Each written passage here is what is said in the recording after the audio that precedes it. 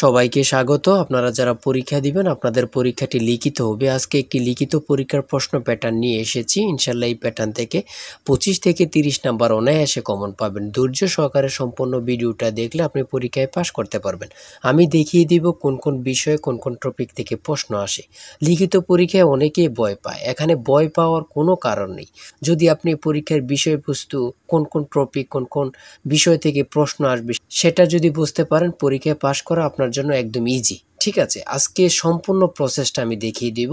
আর বলে রাখি, আপনারা যারা পরীক্ষা দিবেন আপনাদের জন্য একদম শর্ট করে চূড়ান্ত সাজেশন তৈরি করা হয়েছে। পরীক্ষার প্রশ্ন প্যাটার্ন যেমন থাকবে সেম প্যাটার্নে আমরা একটি চূড়ান্ত সাজেশন তৈরি করেছি। সাজেশনটি নিতে স্ক্রিনে দেওয়া হোয়াটসঅ্যাপ নাম্বার রয়েছে, ইমো নাম্বার রয়েছে, দুটোর মধ্যে যে কোনো একটি মেসেজ করে সাজেশনটি সংগ্রহ করুন। সাজেশনের মূল্য মাত্র 100 টাকা। আমি বলি অবশ্যই প্রত্যেকে আমাদের সাজেশনটি সংগ্রহ করবেন। যারা যারা পরীক্ষা দিবেন প্রত্যেকে আমাদের সাজেশনটি সংগ্রহ করবেন। সাজেশনের মূল্য মাত্র 100 টাকা। আমি বলি 100 টাকা কিন্তু বড় কথা না। ঠিক আছে, আপনারা বুঝতে পারবেন কোন কোন টপিক কোন কোন বিষয় থেকে আসবে। খুব সুন্দরভাবে প্রত্যেকটি প্রশ্নের ব্যাখ্যা ও সমাধান সহ আমাদের সাজেশন উল্লেখ রয়েছে। যারা চাকরির কারণে, বিভিন্ন কাজের কারণে অথবা একটু পড়ালেখা দুর্বল, তারা অবশ্যই আমাদের সাজেশনটি সংগ্রহ করবেন। মাত্র 100 টাকা। ইনশাল্লাহ আপনারা পরীক্ষায় পাশ করে যাবেন। দেখেন, আমি মূল কথায় চলে আসি। আপনাদের পরীক্ষাটি লিখিত হবে। লিখিত পরীক্ষাটা কি ওটা আগে আপনাকে বুঝতে হবে। যেমন সন্ধি বিচ্ছেদ, বেশ বাক্য সহ সমাস নির্ণয় করুন, তারপরে এক কথায় প্রকাশ, তারপরে বিপরীত শব্দ, তারপরে ইংরেজি থেকে ট্রান্সলেট থাকবে, ভয়েস থেকে থাকবে, প্রিপোজিশন থেকে থাকবে, তারপরে শর্ট করে একটি প্যারাগ্রাফ থাকবে, তারপরে গণিত অংশ থাকবে, সর্বশেষ সাধারণ জ্ঞান থাকবে। এতটুকুই হচ্ছে লিখিত পরীক্ষার প্রশ্ন। ঠিক আছে, সিলেবাস আমি দেখিয়ে দিচ্ছি। তারপরও দেখেন, এক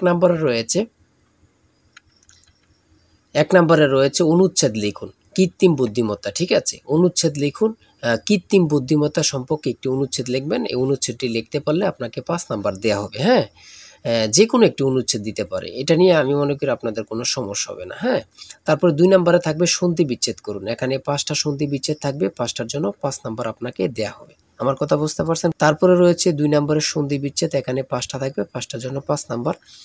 তারপরে 3 নম্বরে রয়েছে বেশ বাক্য সহ সমাস নির্ণয় করুন। এখানে 5টা আছে, 5টার জন্য 5 নাম্বার আপনারা পেয়ে যাবেন। ঠিক আছে, প্রত্যেকটি প্রশ্নের জন্য 1 নাম্বার করে।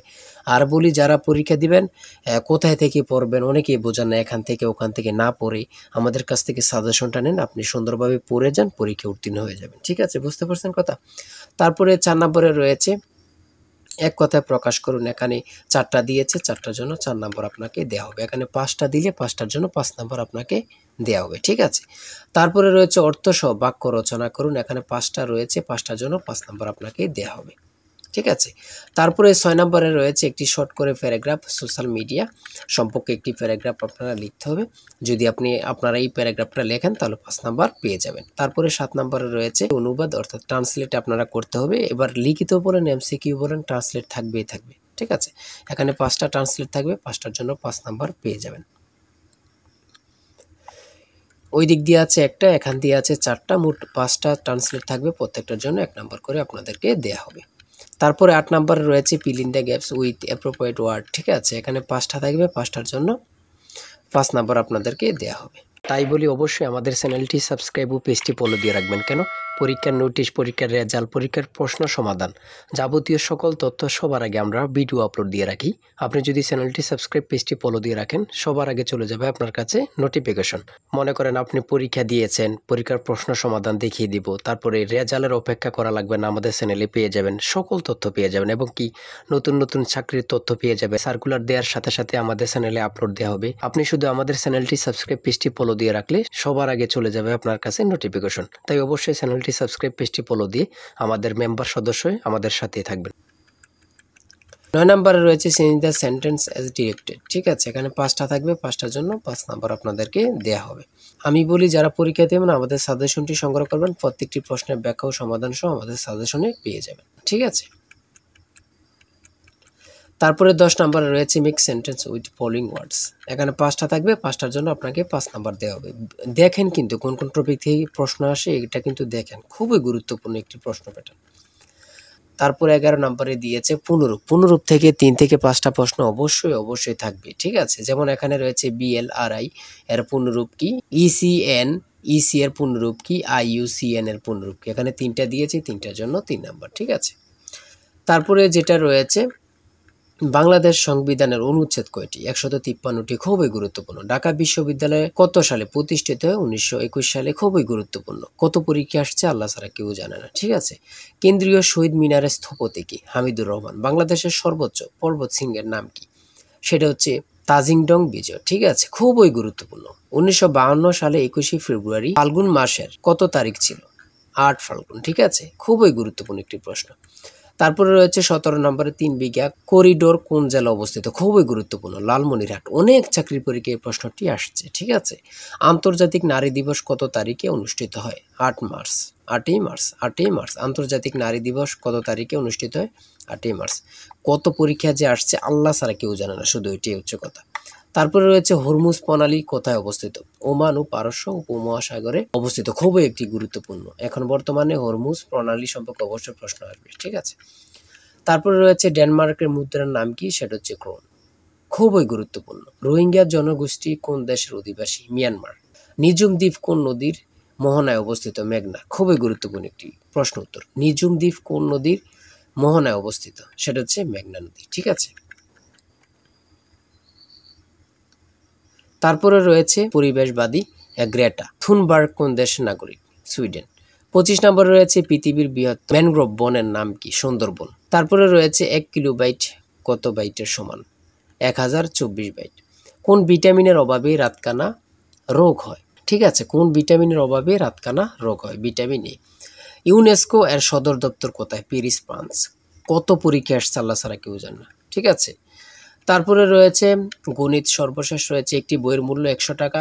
বিক্রয়ের সুবিধার্থে বইটির মূল্য 10% হ্রাস করা হলো। 3 মাস পর বইটির নতুন মূল্যের উপর আরও 5% ছাড় দিয়ে বইটি বিক্রয় করা হলে বইটি কত টাকায় বিক্রয় হলো? এখানে অঙ্কটির সমাধান দেয়া আছে, আপনারা যদি পারেন এই অঙ্কটির জন্য 5 নাম্বার আপনাদেরকে দেয়া হবে। ঠিক আছে।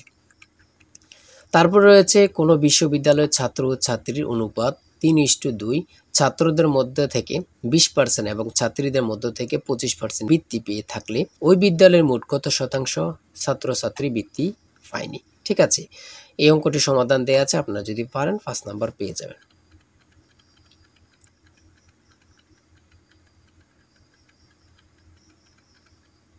তারপরে রয়েছে 31 নম্বরে একটি গড়ের মেঝের দৈর্ঘ্য 4 মিটার এবং প্রস্থ 3.5 মিটার, গড়টির উচ্চতা 3 মিটার এবং দেয়ালগুলো 5.5 সেন্টিমিটার পুরু হলে 4 দেয়ালের আয়তন কত?